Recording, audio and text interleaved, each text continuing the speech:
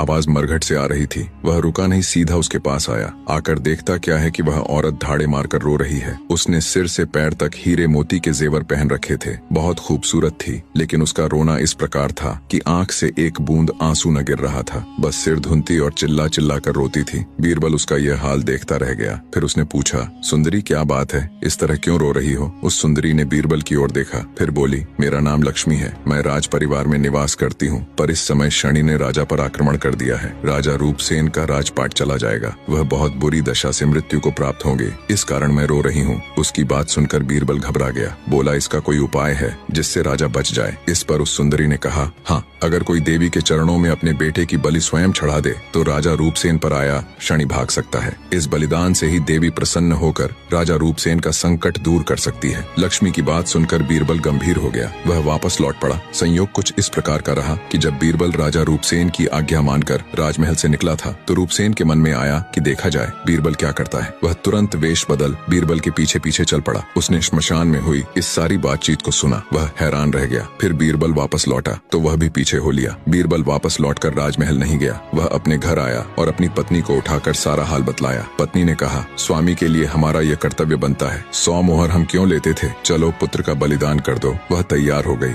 उसने बेटे को उठाकर सारी बात बतलाई। बेटा भी मान गया। बोला, पिता के सम्मान के लिए मैं अपनी बलि देने के लिए तैयार हूँ। तब बीरबल अपने बेटे को लेकर देवी के मंदिर रवाना हो गया। साथ में पत्नी और बच्ची भी हो लिए। राजा रूपसेन हैरानी के साथ पीछे पीछे चल रहा था। वह सब देवी के मंदिर में आए। बीरबल ने देवी की पूजा से निवृत्त होकर प्रार्थना की, हे देवी, मेरे राजा रूपसेन पर आपदा न आए, शनि का प्रकोप न हो, मैं अपने पुत्र की बलि चढ़ाता हूँ, प्रसन्न हो जाओ माता। और बीरबल ने अपने पुत्र का बलिदान कर दिया। यह देखकर उसकी बहन ने तलवार से स्वयं अपनी गर्दन काट ली, यह कहकर कि जब भाई चला गया तो वह जीवित रहकर क्या करेगी। बीरबल की पत्नी ने भी अपनी बलि चढ़ा दी। बेटा बेटी चले गए तो मैं क्यों जिंदा रहूं? यह हाल देखकर बीरबल ने भी अपनी गर्दन काट डाली कि जब परिवार ही चला गया तो वह किसके लिए जिंदा रहे। मंदिर में चारों ने बलि चढ़ा दी। यह दृश्य देखकर राजा रूपसेन भी अपने को नहीं रोक सका। उसने वही तलवार उठाकर अपनी गर्दन काट डाली। यह सब बलिदान देखकर देवी प्रसन्न हो गई। उसने सबको जीवित कर दिया। राजा रूपसेन पुनर्जीवन पाकर और सबको देखकर प्रसन्न हो गया। वह बीरबल को उस परिवार राजमहल में ले आया। सबको सुखपूर्वक रखा। राजा के इस व्यवहार पर मंत्री बड़ा नाराज हो गया। पहले आपने उसे 100 मोहर पर रखा, अब उसे राजमहल में बैठा दिया। इससे असंतोष फैल रहा है और लोगों में। राजा ने कहा, तुमको पता नहीं बीरबल क्या है? उसने मेरे लिए जो किया है वह कोई नहीं कर सकता। रूपसेन ने सब बतला दिया। मंत्री आश्चर्यचकित रह गया।